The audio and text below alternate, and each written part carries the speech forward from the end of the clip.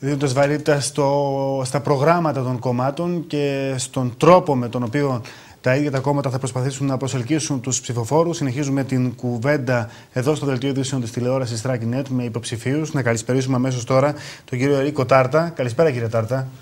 Χρόνια σας πολλά. Χρόνια πολλά. Υποψήφιος βουλευτής στον Εύρο με το ΠΑΣΟΚ, με το Πανελλήνιο Σοσιαλιστικό Κίνημα. Κύριε Τάρτα, θα έλεγε κανείς ότι σε αυτές τις εκλογές το κόμμα το οποίο κατήχε και την εντολή σχηματισμού κυβέρνησης την προηγούμενη διετία, το ΠΑΣΟΚ, θα έβρισκε με ιδιαίτερη δυσκολία υποψηφίους να συμπληρώσει τα ψηφοδέλτια του και γενικότερα η πολιτική, το πολιτικό προσωπικό σε αυτόν εδώ το τόπο δύσκολα θα έμπαινε σε μια τέτοια διαδικασία λόγω κυρίως των αντιδράσεων από την πλευρά των πολιτών. Γιατί δεχθήκατε να συμμετέχετε σε ένα τέτοιο ψηφοδέλτιο?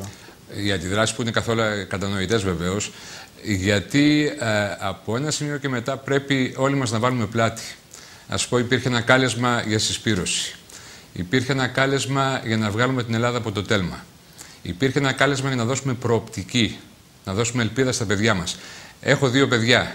Το 2020, όταν ελπίζουμε να έχουμε καθαρίσει από όλα και να έχουμε φτάσει στο χρέος μας, όπως λέμε, στο 120-117%, τα παιδιά μου θα βρίσκονται και οι συνομήλικοί τους θα βρίσκονται σε μια φάση όπου θα μπαίνουν στην αγορά εργασίας. Για αυτά τα παιδιά, για τα οποία πρέπει να παλέψουμε εμείς, δεν πρέπει να αφήσουμε καμία άλλη γενιά να πάει χαμένη. Γι' αυτό το λόγο είπα ναι σε αυτό το κάλεσμα και θα προσπαθήσω να βάλω ό,τι έχω μέχρι τώρα, όλες μου τις εμπειρίες, όλες μου τις γνώσεις, στη διάθεση της χώρας, πάνω απ' όλα του Εύρου, για να μπορέσουμε να πάμε μπροστά. 2 χρόνια μετά από εκείνο το εκπληκτικό ηλιόλου στο πρωινό που ο τότε Πρωθυπουργός βρέθηκε στο Καστελόριζο, σήμερα είδατε νωρίτερα την Λεμονιά Σακαλάκη να λέει ότι η πρόβλεψη του διοικητή της Τράπεζας της Ελλάδος είναι -5 για τη χρονιά. Φαίνεται πως πολλά πράγματα δεν τα έχουμε καταφέρει. Γιατί πιστεύετε λοιπόν ότι το 20, εάν ο Βενιζέλος είναι πρωθυπουργός την επόμενη μέρα και αν εσείς είστε βουλευτής, θα μπορέσουμε να βγούμε από αυτή την κρίση, την ίδια χρονική στιγμή που ο υποψήφιος πρωθυπουργός, ο κ. Βενιζέλος, είπε ότι ο ίδιος δεν πίστευε στη λύση του μνημονίου, του πρώτου μνημονίου, την ώρα που ήρθε δηλαδή η Τρόικα στην Ελλάδα? Κοιτάξτε, έχουμε καταρχήν ένα πρόβλημα εφαρμογής των μνημονίων και του πρώτου και του δευτέρου ενδεχομένως. Υπήρχε μία. Από την κυβέρνηση ΠΑΣΟΚ. Εκείνο και το μεγάλο πρόβλημα που δημιουργήθηκε ως προς την εφαρμογή. Αλλά προσοχή, πρέπει να το τονίσουμε αυτό εδώ. Μιλάμε πάλι για τον πυροσβέστη. Θα χρησιμοποιήσω την ίδια έκφραση του κ. Βενιζέλου, του Πρόεδρου του ΠΑΣΟΚ. Μιλάμε για τον πυροσβέστη, ο οποίος κατακρίνεται και ορθώς κατακρίνεται για την πρώτη περίοδο. Αλλά δεν μιλάμε για τα λάθη του παρελθόντος, δεν μιλάμε πώς φτάσαμε εκεί. Και θα πω εγώ, θα το πάω και λίγο πιο μακριά. Όλο το αναπτυξιακό μοντέλο της χώρας. Μα κύριε Τάρτα, λέει ο κ. Βενιζέλος ότι δεν χρειαζόταν το μνημόνιο στην Ελλάδα. Ότι ο ίδιος δεν το πίστευε. Δεν πρέπει να συζητήσουμε ότι το ΠΑΣΟΚ έφερε το Διεθνές Νομισματικό Ταμείο στην Ελλάδα? Το ΠΑΣΟΚ το έφερε για να μπορέσει να λύσει κάποιες κρίσεις. Γινόταν διαχείριση που θα μπορούσαν να λυθούν και με άλλο τρόπο. Θα μπορούσαν ενδεχομένως, αν είχαμε ξεκινήσει πολύ πιο νωρίς. Να σας πω κάτι πολύ χαρακτηριστικό. Το 2008 βρισκόμουν ήδη στις Βρυξέλλες, όπου εργαζόμουν. Το κλίμα εκεί, το οποίο ήταν τελείως διαφορετικό από το κλίμα που υπήρχε, το θετικό κλίμα που υπήρχε στην Ελλάδα, ναι, ήταν ήδη πάρα πολύ αρνητικό για τη χώρα μας. Όταν έμπαινα στο ταξί για να πάω από το αεροδρόμιο, πάω στο αεροδρόμιο για να γυρίσω στην Ελλάδα, πάντοτε έπιανα συζητήσεις με τους οδηγούς. Να ξέρετε ότι από τότε ήδη στις Βρυξέλλες, και βέβαια όταν συζητούσα πολύ περισσότερο με τους κοινοτικούς, αυτή ήταν η δουλειά μου, στις Βρυξέλλες το κλίμα ήταν ήδη τρομερά αρνητικό για την Ελλάδα. Ήξεραν τα προβλήματα. Έκρουαν τον κόδωνα του κινδύνου. Παρ' όλα αυτά δεν πάρθηκαν τα αναγκαία μέτρα. Φτάσαμε και διωγγώσαμε το κράτος σε απερίγραπτο βαθμό. Φτάσαμε το χρέος. Τα δύο μεγάλα κόμματα το έκαναν αυτό για να εκμεταλλεύονται, να κλέβουν ουσιαστικά την ψήφο των πολιτών. Λοιπόν, ένας λόγος ακόμα παραπάνω να πάμε σε μια ανατροπή και να προσπαθήσουμε να μπούμε στην πολιτική και νέα άτομα με διαφορετική εμπειρία. Κολλάω ένσημα από το 1988. Στο εξωτερικό πολλά χρόνια. Ίσως αυτή η εμπειρία θα μπορούσε να χρησιμοποιηθεί, όχι μόνο η δική μου, αλλά και των υπολείπων συνυποψηφίων μου, θα μπορούσε να χρησιμοποιηθεί κάπως καλύτερα πλέον. Πρέπει να αλλάξουμε το σκηνικό. Σε ένα νομό, κύριε Τάρτα, που οι νέοι δεν βρίσκουν δουλειά, οι άνθρωποι που είναι πολύ κοντά στη συνταξιοδότηση επίσης δεν βρίσκουν δουλειά για να μπορέσουν να βγουν στη σύνταξη. Σε ένα νομό που κυνηγάει τον Υπουργό της Προστασίας του Πολίτη για να μην δημιουργήσει άλλα κέντρα φιλοξενίας λαθρομεταναστών, σε έναν νομό που υπάρχουν κάτοικοι οι οποίοι πλημμυρίζουν τα σπίτια τους και κάνουν αρκετές εβδομάδες για να μπουν μέσα σε αυτά, σε έναν τέτοιο νομό θέλετε να γίνετε βουλευτής που δεν ξέρετε τι του ξημερώνει. Σε έναν νομό ο οποίος δεν είχε σχεδόν ποτέ αναπτυξιακό πρόγραμμα. Ναι. Ποιο ήταν το μοντέλο ανάπτυξης του Εύρου μέχρι τώρα? Να σας πω, το είχα χαρακτηρίσει μάλιστα το 2003. Σύμφωνα με τον κύριο Χρυσοχοΐδη, τα κέντρα των λαθρομεταναστών. Αυτό είναι το πρόγραμμα ανάπτυξης του Εύρου. Το πρόγραμμα ανάπτυξης πρέπει να είναι, και γι' αυτό και ίσως θα πρέπει να το δούμε διαφορετικά. Αν θέλουμε βουλευτές οι οποίοι θα είναι οι μεταφορείς των όποιων ρουσφετιών, ας το πούμε έτσι, νομίζω ότι δεν είναι κάτι που κολλάει σε αυτό που θέλω να κάνω εγώ. Αν θέλουμε βουλευτές οι οποίοι θα πάνε και θα αναπτύξουν και θα προωθήσουν ένα ολοκληρωμένο σχέδιο ανάπτυξης αυτού του νομού, ο οποίος εδώ και πάρα πολλά χρόνια έχει στιγματιστεί από το σύνδρομο του μπαλονιού.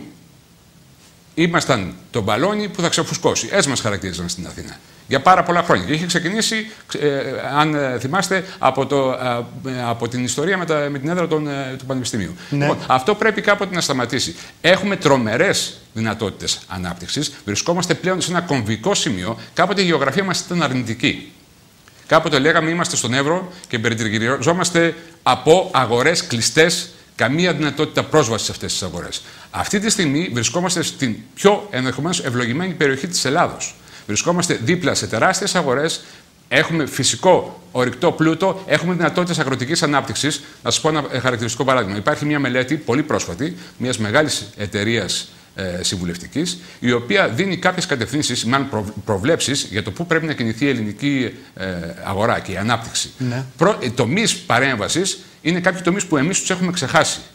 Ο τουρισμός είναι το κλασικότερο, αλλά αυτόν εδώ τον δουλεύουμε λανθασμένα. Καλά, στον Εύρο δεν τον δουλεύουμε. Έτσι ακριβώς. Στην αγροτική ανάπτυξη είναι η προοπτική. Δίδεται ο αγροτικός τομέας ως ένας από τους σημαντικότερους για την ανάπτυξη της χώρας. Αυτή τη στιγμή βρισκόμαστε σε ένα κομβικό σημείο όπου το 2013 θα ξανασυζητηθεί η κοινή αγροτική πολιτική. Για αυτήν την κοινή αγροτική πολιτική μέχρι τώρα, την αλλαγή της, όπου θα περάσουμε από τον πρώτο πυλώνα, αυτή των άμεσων ενισχύσεων, στον δεύτερο πυλώνα, αυτή της ανάπτυξης της υπαίθρου, δεν έχουμε κάνει καμία συζήτηση μέχρι τώρα.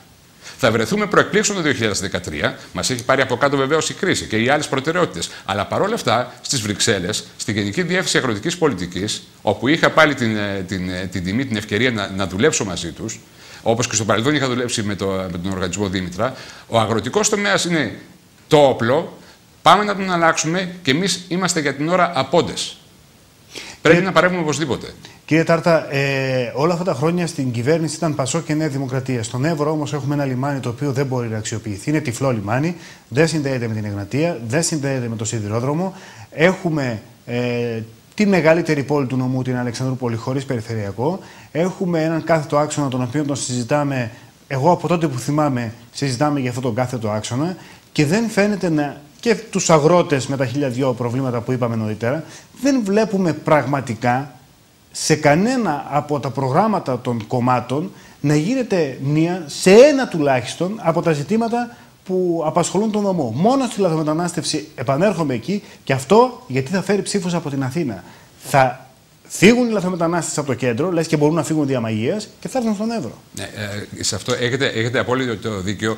Γι' αυτό ένα ολοκληρωμένο σχέδιο παρέμβαση για την ανάπτυξη του νομού περιλαμβάνει οπωσδήποτε όλα αυτά τα θέματα που θίξατε. Θα σας πω πολύ χαρακτηριστικό παράδειγμα που το έζησα πριν από λίγες εβδομάδες, πριν ακόμα ασχοληθώ και φανταστώ ότι θα μπω σε αυτή τη διαδικασία να είμαι υποψήφιος. Γιατί δεν έχω κομματικό ή πολιτικό παρελθόν. Ελπίζω να έχω κάποιο μέλλον για να μπορέσω να προσφέρω αυτά που έχω τις δυνατότητες να προσφέρω.